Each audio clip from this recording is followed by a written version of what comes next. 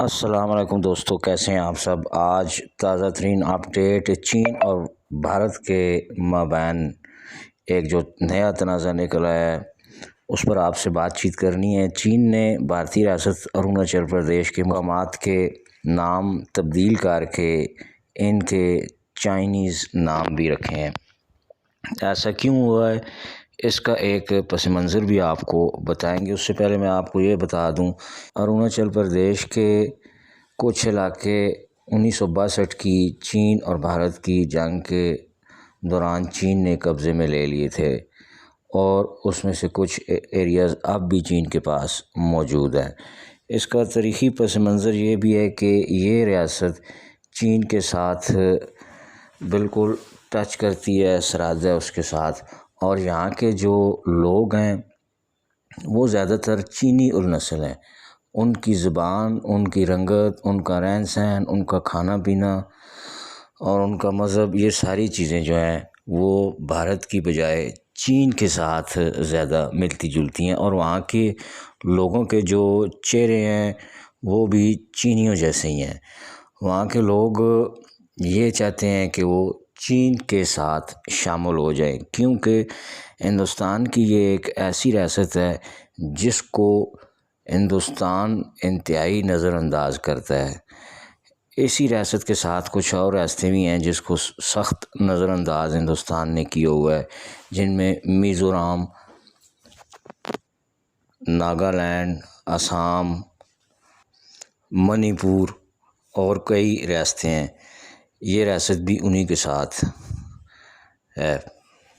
یہاں پر بنیادی ڈھانچہ بھی نہیں ہے، تعلیم کی بھی کمی ہے اور سہولیات کی بھی کمی ہے۔ بنیادی سہولیات بھی یہاں پر موجود نہیں ہیں اروناچل پردیش میں۔ یہ ریاست انتہائی پسماندہ ہے، اور اس ریاست کے باشندے چین کی جانب ایک عرصے سے دیکھ رہے ہیں کہ چین بڑھتی ہوئی سیاسی اور معاشی طاقت ہے، اور وہ چین کے ساتھ شامل ہونا چاہتے ہیں۔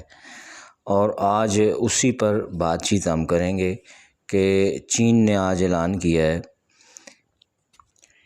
چین کی وزارت خارجہ کی جانب سے آج بیان جاری کیا گیا ہے کہ اروناچل پردیش تاریخی، جغرافیائی اور انتظامی اعتبار سے چین کا حصہ ہے، جبکہ ناموں کی تبدیلی چین کے خود مختاری دائرہ اختیار کے تحت کی گئی ہے۔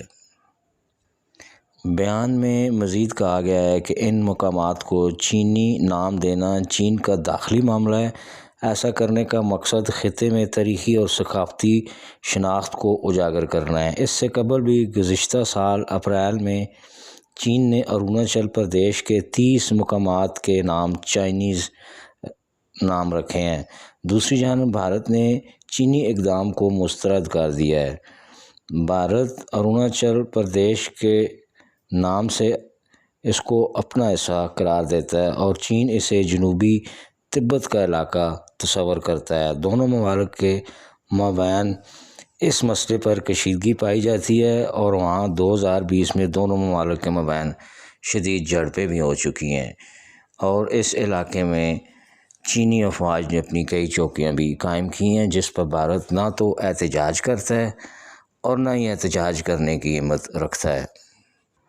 دفاعی ماہرین نے کہا ہے کہ پاکستان کے بھارتی جارحیت پر منہ توڑ جواب کے بعد چین کی جانب سے اروناچل پردیش پر دو ٹوک موقف بھارتی حکومت کے لیے بڑا دھچکا ہے۔ مودی حکومت نے خطے کے تمام ممالک کے ساتھ تنازعات کھڑے کر کے ثابت کر دیا ہے کہ بھارت خطے میں امن دشمن ہے۔ سری لنکا، نیپال، بنگلہ دیش، پاکستان، چین، بھوٹان، ان سب ممالک کے ساتھ بھارت کے تعلقات خراب ہیں۔ بھارت کی تمام شمال مشرقی ریاستوں جن میں علیحدگی کی تحریکیں بھی ہیں، ان سمیت میں کئی اور ویڈیوز بھی معلوماتی اپلوڈ کروں گا، اور آپ نے وہ ساری معلوماتی ویڈیو دیکھنی ہے۔